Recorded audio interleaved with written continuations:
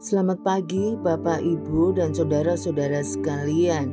Mari kita siapkan hati kita untuk mendengarkan renungan firman Tuhan. Mari kita berdoa. Selamat pagi Bapa di surga, selamat pagi Tuhan Yesus. Terima kasih Roh Kudus untuk penyertaan-Mu sepanjang malam hingga pagi hari ini. Kami bersyukur untuk hari yang luar biasa. Siapkan hati kami untuk ditabur benih firman Tuhan yang menjadi kekuatan sepanjang hari ini. Dalam nama Tuhan Yesus kami berdoa dan mengucap syukur. Amin. Tema kita hari ini, yang penting hatinya, diambil dari 1 Samuel 16 ayat 7 sampai 13. Tetapi berfirmanlah Tuhan kepada Samuel, janganlah pandang parasnya atau perawakan yang tinggi, sebab aku telah menolaknya. Bukan yang dilihat manusia, yang dilihat Allah. Manusia melihat apa yang di depan mata, tetapi Tuhan melihat hati. Lalu Isai memanggil Abinadab dan menyuruhnya lewat di depan Samuel. Tetapi Samuel berkata, orang ini pun tidak dipilih Tuhan. Kemudian Isai menyuruh Syama lewat. Tetapi Samuel berkata, orang ini pun tidak dipilih Tuhan. Demikianlah Isai menyuruh ketujuh anaknya lewat di depan Samuel. Tetapi Samuel berkata kepada Isai, semuanya ini tidak dipilih Tuhan. Lalu Samuel berkata kepada Isai, inikah anakmu semuanya? Jawabnya, masih tinggal yang bungsu, tetapi sedang mengembalakan kambing domba. Kata Samuel kepada Isai, suruhlah memanggil dia, sebab kita tidak akan duduk makan sebelum ia datang kemari. Kemudian disuruhnyalah menjemput dia. Ia kemerah-merahan, matanya indah dan parasnya elok. Lalu Tuhan berfirman, bangkitlah, urapilah dia, sebab inilah dia. Samuel mengambil tabung tanduk yang berisi minyak itu dan mengurapi Daud di tengah-tengah saudara-saudaranya.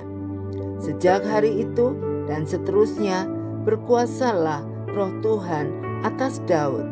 Lalu berangkatlah Samuel menuju Rama. Ketika kecil saya suka menonton Robin Hood. Kisah pencuri baik hati ini cukup lama memenuhi pikiran saya. Saya sempat berpikir bahwa tidak masalah tindakan yang dilakukan, yang penting motivasinya.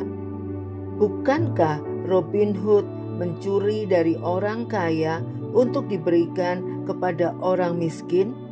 Tindakannya itu bisa dibenarkan karena ia melakukannya demi kebaikan. Begitulah pikiran saya dulu.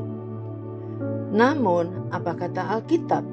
Kitab suci mengajarkan bahwa hanya Tuhan yang bisa menilai hati. Manusia hanya mampu mengerti apa yang bisa dilihatnya. 1 Samuel 16 ayat 7b. Walaupun kita mengatakan punya niat hati yang baik, orang tidak akan percaya karena mereka tidak mampu melihat sampai ke kedalaman hati kita. Mereka hanya mengetahui tindakan kita. Jadi, bagaimana? Alangkah baiknya jika tindakan dan niat hati kita selaras. Niat hati yang baik sepatutnya dilakukan dengan cara yang baik sehingga kita tidak menjadi batu sandungan bagi orang lain. Banyak orang Kristen yang berpegang pada prinsip yang penting hatinya, menjadi batu sandungan bagi sesama saudara seiman dan juga orang tidak percaya. Walaupun mereka beralasan, saya melakukannya dengan hati yang tulus kok. siapa yang akan percaya? Sebaliknya, bukan berarti kita melakukan tindakan kebaikan dengan pura-pura. Ingatlah, akan ada dua hakim yang menilai kita.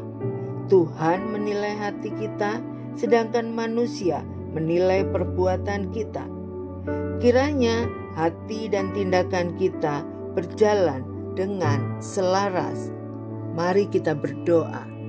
Terima kasih Tuhan Yesus untuk kebenaran firman Tuhan pada pagi hari ini.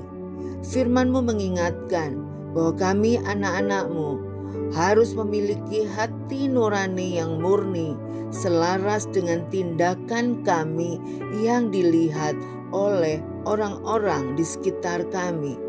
Tuhan, kami mau menjadi berkat. Kami tidak mau menjadi batu sandungan. Biarlah tindakan kami memberkati sesama dan motivasi kami selalu murni di hadapan Tuhan dan di hadapan manusia. Terima kasih Tuhan Yesus. Dalam nama Tuhan Yesus kami berdoa dan mengucap syukur. Haleluya. Amin.